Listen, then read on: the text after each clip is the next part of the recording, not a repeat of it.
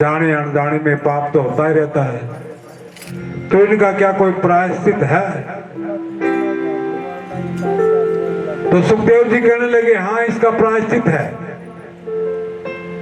गृहस्थी में पाप जाने अनजाने में होते रहते हैं, उनके लिए 5 यज्ञ करने जरूरी है। 5 यज्ञ रोजाना करो तो ये सारे पाप ठीक हो जाते हैं, प्रायश्चित हो जाता है। 5 यज्ञ कौन से हैं? 1 रोटी गाय को दो पहले, और भगवान को भोग लगाओ अग्नि में। दूसरा ये है, छोटी छोटी गोलियां बना करके आटे की मछलियों के लिए दाना डालो। चींटियों के बिल हो वहां पे भी आटा डालो। और कोई अतिथि आ जाए तो उसका सत्कार करो, निरादर ना करो। आपके पास को जो भी है वैसी सेवा करो, ना हो तो यो कहो कोई बात नहीं, मेरे पास कुछ नहीं है। और 1 दीपक रोजाना लगाए। इस प्रकार से 5 प्रायश्चित करें रोजाना, तो इसके सारे के सारे पाप दूर हो जाएंगे। और दूसरा, अगर इनका सबका मूल अगर ये ना भी कर सके कोई, तो सबसे मूल जो प्रायश्चित का जो मूल है वो आपको मैं बता देता हूं। क्या?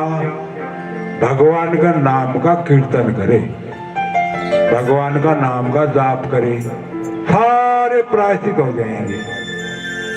भगवान के नाम में इतनी शक्ति है कि आपके कितने बड़े पाप क्यों ना हो, सारे के सारे मिट जाएंगे। एक चिंगारी छोड़ दो पुराने घास में, सूखे हुए घास में सबको जला के नष्ट कर देती है। इसी प्रकार से एक राम का नाम जो ऐसा है, भाव से लिया जाए तो सारे पापों को दग्ध कर देगा। ज्ञान अग्नि दग्ध कर्माणी, ज्ञान की अग्नि के द्वारा सारे पाप दग्ध हो जाएंगे। कहने लगे महाराज, नाम में श्रद्धा हो और ना भी हो। तो सुखदेव जी कहने लगे भाव कुभाव अलख अलख सु, नाम जपत मंगल 10 दिशु। आपका भाव है, नहीं है, नींद आ रही है, आलस है, किसी भी प्रकार से आपसे बैठा नहीं जाता, लेट के करो, काम करते हुए जपो, किसी भी प्रकार से उसका नाम जपो। आपका भाव हो ना हो जाए, फिर भी आपको फल मिलेगा। जैसे छोटा सा दृष्टांत है, एक कोई नौकरी कर रहा है किसी कंपनी में, 1 महीने तक काम किया, कोई घर में खटपट हुई, टेंशन रही, मन नहीं लगा। काम तो कर रहा है मगर मन नहीं लग रहा। बताओ, महीने के बाद में तनख्वाह तो मिलेगी ना उसको? तनख्वाह तो मिलेगी, क्यों काम किया उसने। मन नहीं लगा फिर भी काम किया है तो तनख्वाह मिलेगी। इसी प्रकार से आपका मन नहीं लगा है तो भी आपको फल मिलेगा। यहाँ तो कह दिया कलयुग में, कलयुग केवल नाम आधारा, सुमन सुमन में उतरे पारा। और कुछ ना कर सको तो भगवान के नाम का सुमरण करो, जाप करो, कीर्तन करो। कहने लगे महाराज, ऐसा कभी हुआ है कोई, ऐसा कोई इतिहास है तो बिना भाव के, कुभाव के तो कोई नाम जपा हो, इसका उद्धार हो गया हो? कहने लगे हाँ, ऐसा इतिहास है। तो बताते हैं, सुखदेव जी कहने लगे,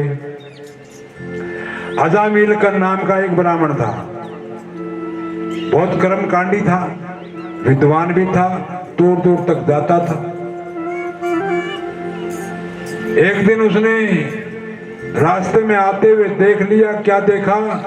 एक वेश्या के साथ पर पुरुष का गमन करते हुए देख लिया, और उसी के द्वारा, आंखों के द्वारा विकार जो है मन में चला गया। ये जो 5 ज्ञानेंद्रियां हैं आपकी, इन्हीं के द्वारा ही मन के अंदर जाता है सब कुछ। सारा मसाला जो है ये 5 ज्ञानेंद्रियों से मन को मिलता है। आंखों के द्वारा, कानों के द्वारा, जिह्वा के द्वारा, चमड़ी के द्वारा, नासिका के द्वारा, ये 5 ज्ञान इंद्रिय हैं। इनसे आपके मन के ऊपर मन को खुराक मिलती है। मन जिंदा इसीलिए है, अगर इनको खुराक देनी बंद कर दो मन मर जाएगा। तो मन मरा को नहीं, मन मरेगा कैसे? खुराक मिल रही इसको, आपको खुराक मिलती रहे तो मरेगा कैसे? अब इनको 5 ज्ञान इंद्रिय से खुराक मिल रही है।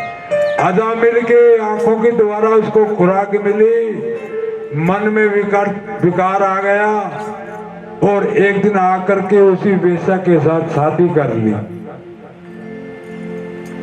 शादी करके घर गृहस्थी में चल पड़ा, अपना जो ब्राह्मण वाला काम था वो छूट गया।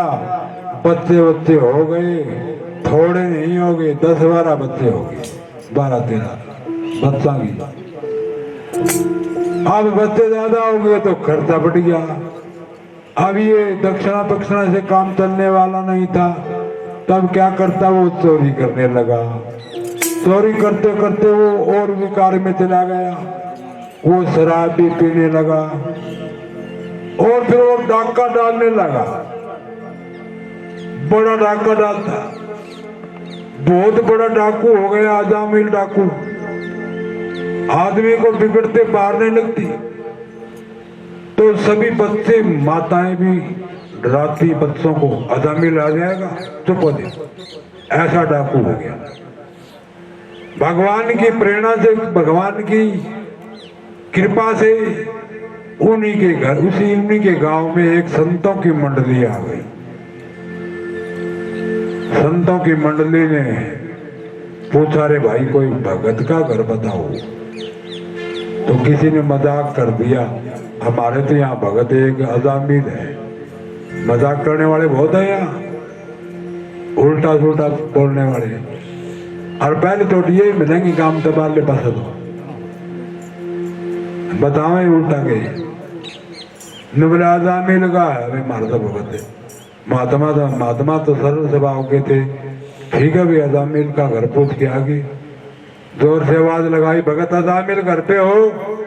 उनकी पत्नी आई निकल करके, उन्होंने देखा वो इतनी महात्मा, आंखों में अश्रु आ गए, रोने लगे। आज तो भगवान की कृपा हो गई, इतने संतों के दर्शन हो गए। मैं बड़ी पापन हूं, आज इतनी महात्मा आई। महाराज आप गलत जगह पे आ गए। क्यों? मेरा पति कोई भगत नहीं है, वो तो डाकू है। आपके साथ तो किसी ने व्यंग्य कर दिया, मजाक कर दिया। तो सारे के सारे महात्मा लगने लगे, भाई गलत जगह आ गए तो चलो वापिस। वो जो सरदार थे महामंडलेश्वर, वो कहेंगे नहीं भाई ये भगवान की कोई की प्रेरणा है, यही रुकेंगे आज। कहने लगे हम तो यहीं रुकेंगे भाई, तुम्हारा पति डाकू होता है कोई। पत्नी कहने लगी महाराज मैं घर में तो कैसे रखूं, ये पीपल का पेड़ है सामने, इसके नीचे रह जाओ। मैं बना के तो तुमको दे नहीं सकती, मैं बड़ी पापन हूँ, इसलिए मैं तुम्हारे को सूखा आटा दे दूंगी, बना के खा लियो। महामंडलेश्वर करने लगी बहुत अच्छी बात है भाई, ठीक है हम अपना बना के खा लेंगे। वो बैठ गए सारे के सारे। शाम के समय अजामिल आया, देखा तुम्हारे घर, अपने घर के सामने तो पता नहीं कितने किए मोड़ इकट्ठे हो रहे। अरे क्या कर रहे हो यार, कौन हो तुम, कहां से आए हो, मेरे घर के सामने कैसे टेबल डाल दिया तुमने? अब महात्मा क्या करने लगे, जवाब दे रहे हैं, हाँ हम वो बारी राम नाम के हम सोदा